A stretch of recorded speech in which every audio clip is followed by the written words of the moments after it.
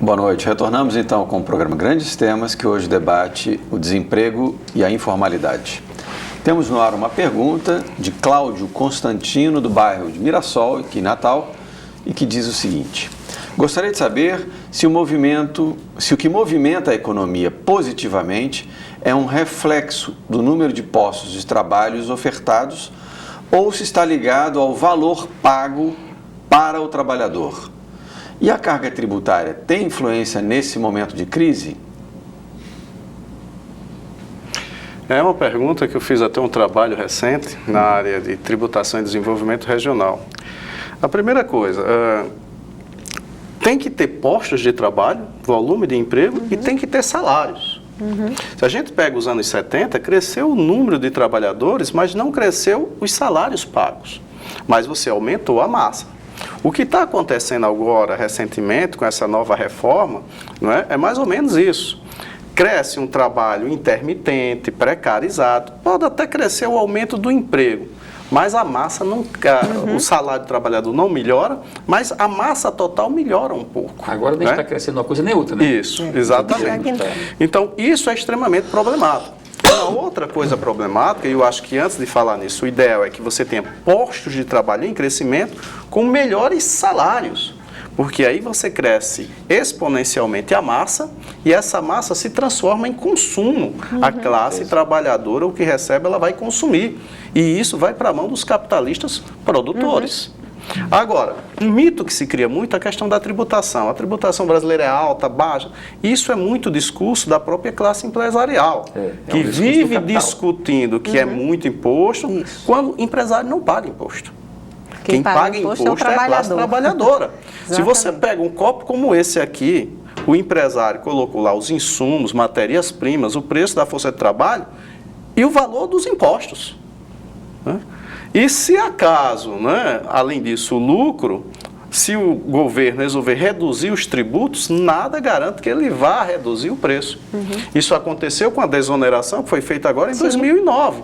Muitos empresários não repassaram para o produto a desoneração que o governo tinha proposto. Simplesmente aumentaram a sua margem de lucro, tá certo? Então isso é muito mais discurso. A classe trabalhadora tem que entender que uma reforma, não é uma deforma não, uma reforma tributária séria tem que ser feita.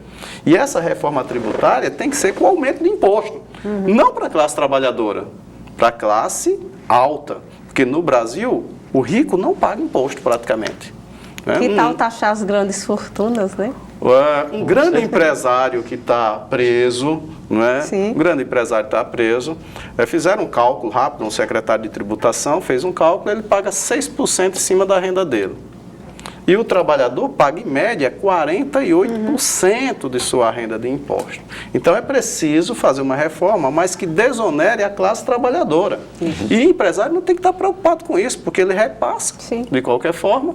Né? Um imposto, por exemplo, o ICMS, é um imposto altíssimo para a classe trabalhadora, 18%. Agora, recentemente, com a CPMF, que era 0,38%, se fez um cavalo de batalha, muitos trabalhadores, classe média, engoliu essa conversa e derrubaram a CPMF. Na época, e ainda hoje, sou daqueles que eu proponho CPMF de 1%. Agora vamos acabar com o ICMS? Né? 18% em cima da mercadoria. Né? Isso para o trabalhador seria fundamental. Aquece a economia. Aquecer a economia. E a CPMF é em cima de movimentação financeira. Trabalhador não faz movimentação financeira. O trabalhador tem uma conta corrente, uma conta salário, tirou o salário e acabou. Quem movimenta financeiramente é o empresariado, e o empresariado é especulador, rentista. Esse sim é que mexe muito nos bancos. E esse é quem iria pagar. O tráfico de armas, de mulheres, de drogas, também seria taxado com a CPMF, movimentação financeira. No entanto, o nosso empresariado, muitos parlamentares aqui no Rio Grande do Norte fizeram grandes campanhas, e se acabou com a CPMF, mas o ICMS ninguém discutiu. E nem discute. Um exemplo bem prático, existe uma grande empresa aqui que recebe 20 milhões de isenção. Aí se pergunta, mas se não ceder a isenção, ela vai embora. Não vai. Porque se ela for embora, a empresa tem que ser vendida. Ele só vai embora se ele vender. Então ele vai embora, mas o outro fica no lugar. Porque é uma empresa que produz, está ligada à terra, à pecuária e à agricultura. Então se ele quiser sair, ele vai passar para outro. Ah, não, e se ele fechar? Nenhum empresário com uma fazenda, com uma empresa, vai fechar simplesmente porque não quer pagar imposto. Sim. Porque ali ele está ganhando dinheiro. Com certeza. Quem precisa de desoneração, incentivo, são os pequenos. Sim. É a classe trabalhadora. E não os grandes empresários. Na verdade, a reforma trabalhista ela foi feita para a classe trabalhadora, né? Então não teve nada de minimamente razoável para a classe trabalhadora. Quem ganha nesse duelo capital-trabalho, quem ganhou foi o capital.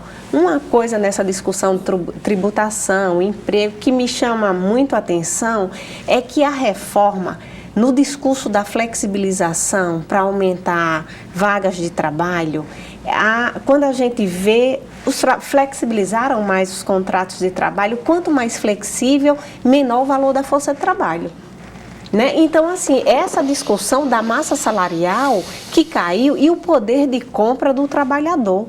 Então, você desaquece, inclusive, também a economia, porque compromete o consumo. Você compromete a produção, compromete o consumo e a classe trabalhadora, ela está sobrevivendo. Né? Eu acho que todas elas estão entrando na síndrome dos sobreviventes, porque estão sobrevivendo de virações. Olha só, essa questão, minha gente, pensar em empregos formais até a médio prazo me preocupa muito porque, olha, a reforma, ela amplia pejotização, trabalho intermitente, trabalho autônomo, microempreendedor individual, a terceirização, a maioria dessas formas de contratos ou de trabalho, ele transfere todos os encargos para o trabalhador, ele muda a relação de trabalho, né? Ele faz o outro se sentir dono, pega o PJ, quer transformar o trabalhador em pessoa jurídica. Então, eu não estabeleço mais com você uma relação contrato um trabalhador, eu contrato uma pessoa jurídica e você assumindo todos os encargos, né? Tudo. Então, você muda, mascara outras formas de controle sobre o trabalhador, outras formas de intensificação do trabalho sobre o trabalhador e alguns assumem essa condição que não, eu tenho um controle sobre o meu trabalho. A nova forma de gestão do trabalho, uberização. É verdade. Né? E aí a gente tem agora formas plurais de trabalhos frente a uma conjuntura difícil e uma conjuntura que a perversidade sobre o trabalhador é muito grande. É bom entender também que a maioria dos países desenvolvidos do mundo tem as grandes fortunas taxadas. Sim. Bom, mas o Brasil não tem. E não será fácil taxar, porque os donos das grandes fortunas, né, ou estão nos parlamentos, ou estão bem representados lá. E são donos dos meios de comunicação. Ou são empresários, enfim. São os abastardos da sociedade. Então, dificilmente passará.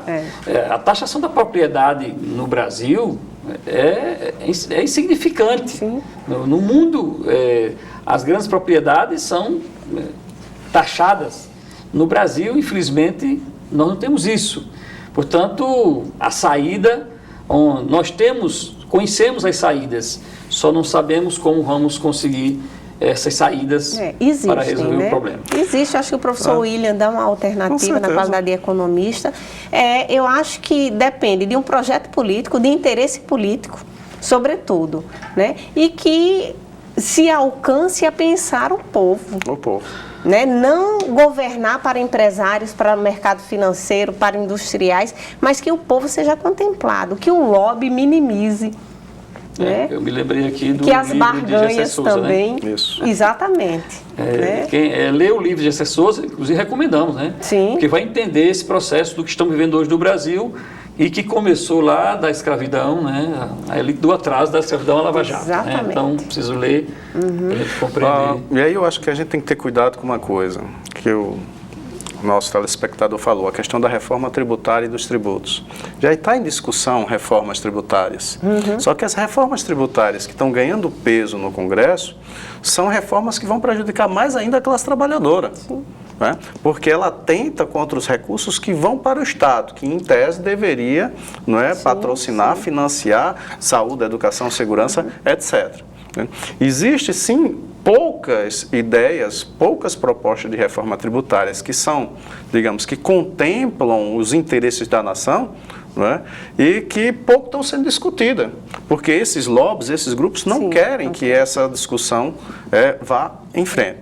Uma que o nosso colega aqui falou, a taxação de grandes fortunas, a taxação de heranças. Sim, a de herança, que ninguém a de toca. Patrimônio, de território rural, o imposto territorial rural no Brasil é quase nenhum.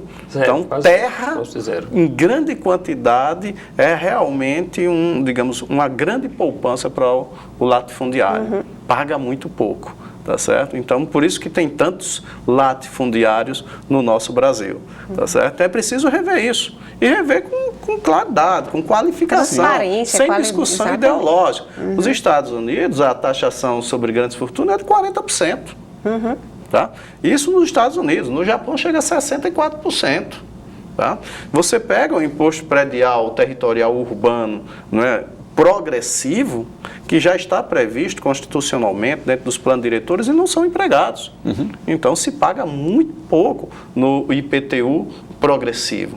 Tá certo? Natal é uma cidade construída dentro do processo de especulação territorial. Né? Ela se expandiu muito além de suas fronteiras para valorizar os terrenos aqui internos. Então, muitos grandes empreendedores imobiliários ganharam muito dinheiro. E não houve uma taxação em cima disso. Então, há possibilidades? Há. Agora, sem de fato um pacto nacional, um acordo nacional, sem uma pressão da classe trabalhadora, da classe média, a tendência é a deforma tributária passar, e não uma reforma tributária. A gente continua... É verdade. Se não for discutido nessa amplitude, realmente, as poucas esperanças que a gente pode ter, que pode ser real, né, ela rui.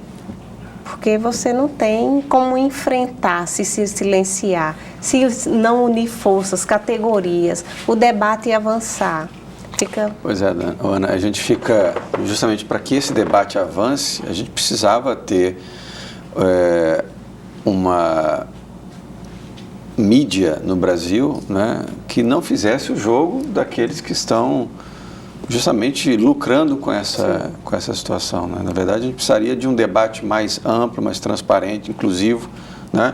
Em que as pessoas que são responsáveis por setores específicos da economia pudessem ser ouvidas. Né? Se você quer operar mudanças em determinado setor, ouça as pessoas que estão ali, né? Você criar um grande diálogo nacional, né? Mas, enfim, não é o que ocorre, não é, Zé? Eu acho que todos os elementos atualmente no Brasil levam para a lógica, né, pela lógica governamental atual. Né?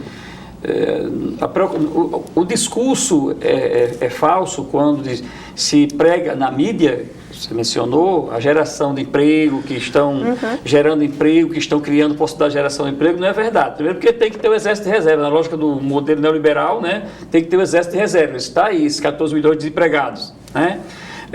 Por exemplo, a questão do conteúdo nacional, né, com o golpe, foi para o beleléu, né? Ou seja, acabou-se aí a lei do conteúdo nacional, inclusive o governo passado era altamente criticado porque construía, ou seja, investia na construção de um porto lá em Cuba, o Porto de Mariel.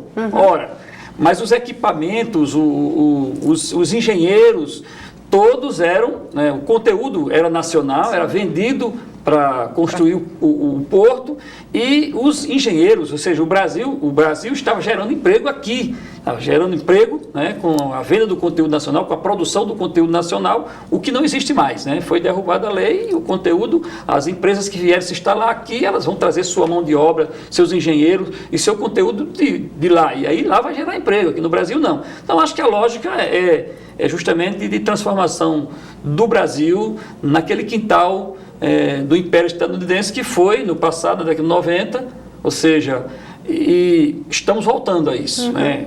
O governo... Piorado, seja, né? O império não interessa que se invista em ciência e tecnologia. Qual é o império que vai interessar isso? O Ministério de Ciência e Tecnologia, na década de 90, era um quintal dos Estados Unidos, vamos dizer logo diretamente. Hoje volta a ser.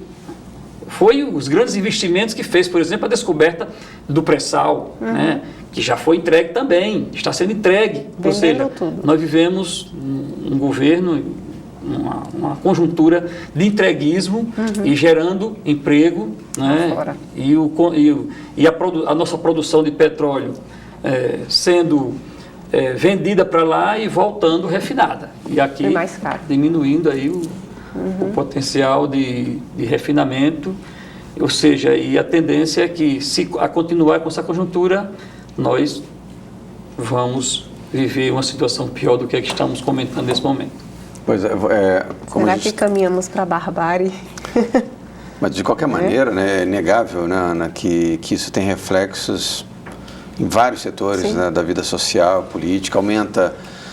se você precariza o trabalho, né, se você causa instabilidade no domínio do trabalho, você precariza toda a vida social, né, e aí você cria uma Veja série que a gente de está num problemas. dilema, ou a precarização do trabalho ou o amargor do desemprego. A precarização do trabalho e o desemprego, ele culmina no pauperismo da classe trabalhadora, com outros desdobramentos, né? Que é a violência, essa desigualdade acentuada, há índices de suicídio, adoecimento, enfim. Esse é que é o cenário que é um cenário muito preocupante, gente. Eu estava, Ana, a propósito disso que você levantou agora, a gente fez aqui um programa, uns tempos atrás, sobre superendividamento. E uma das debatedoras, ela disse que se interessou pelo tema porque ela trabalhava no hospital, no HUOL, no hospital universitário, com casos de depressão e tentativa de suicídio. E grande parte desses casos eram motivados por superendividamento. Então, a pessoa... Então, esse contexto, é só para dizer de um reflexo negativo, perverso disso, é exatamente essa instabilidade, essa precarização, né? E a gente comentava antes do programa, pessoas que são demitidas, depois recontratadas por metade, ou às vezes 1/3 do que ganhavam.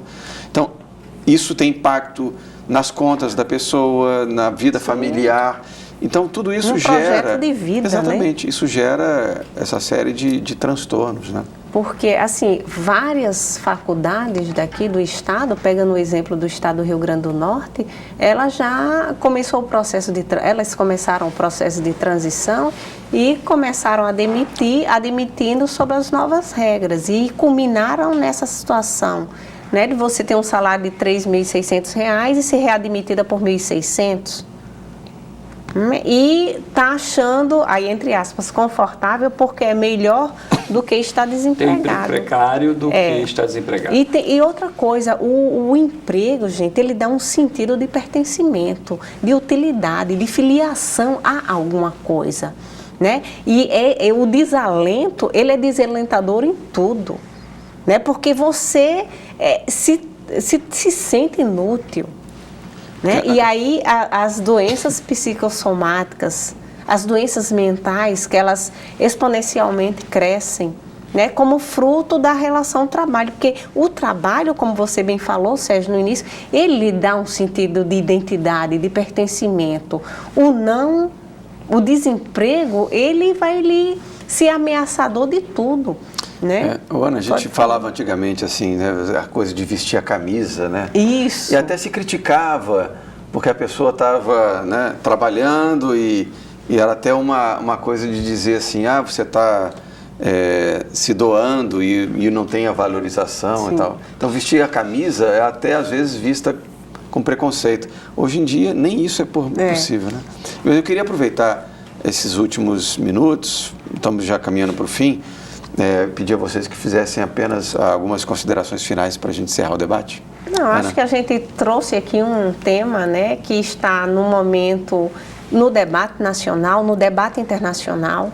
O momento não é um momento, como é que eu poderia dizer, que a gente possa ser tão otimista frente a ele, porque demanda uma reestruturação, mas uma reestruturação de políticas, né? De políticas que culminam em debates, de uma reforma que realmente contemple a classe trabalhadora, mas na sua plenitude, e não coloque a crise para a classe trabalhadora assumir sozinha, mas que essa crise seja dividida e proporcionalmente, não nessa relação desproporcional. Mas, por outro lado, eu acho que a luta continua. A gente também não pode perder a esperança e deixar de ir para o enfrentamento. Com certeza. Né? Para finalizar, eu só queria pegar o gancho aqui dela, porque eu acho que, além disso, investir em educação. Sim. Individualmente, o nosso telespectador falou, não é? A Janaína. Então, educação nunca é demais. Ou seja, quanto mais você estudar, melhor. E a educação lhe dá melhores condições de você sobreviver e de entender esse mundo. Né? Aí só um adendo, e o Teixeira continua. É preciso entender a conjuntura. Né? É uma conjuntura difícil, aí como aqui foi debatido, mídia não está a favor da classe trabalhadora. Aliás, o próprio golpe ele foi uma maestria de mídia, né? Do judiciário, de um conjunto, com um consórcio. Então, é preciso entender a conjuntura, até para reivindicar.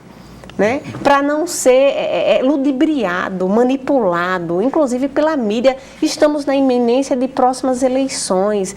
Podemos fazer a diferença, renovando quadros, dando oportunidade e cair das amarras dessas oligarquias que predominam não é só no Nordeste, nem no estado do Rio Grande do Norte. Ela leva resquício em todo o território nacional. Beleza, ok. Só uma boa noite, viu, José?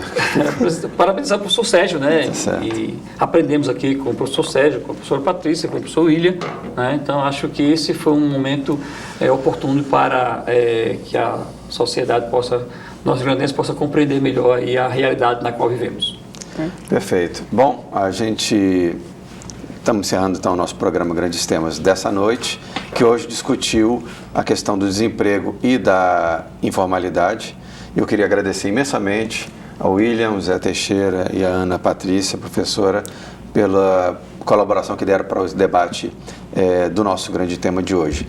E você pode continuar conectado com a gente pelo Facebook. Lá você pode acompanhar os temas e os convidados dos próximos programas, pode rever entrevistas anteriores e enviar sugestões de temas. Então, participe, curte a nossa fanpage e esteja conosco toda segunda-feira, 20h30, aqui na sua TV Universitária. Até a próxima semana.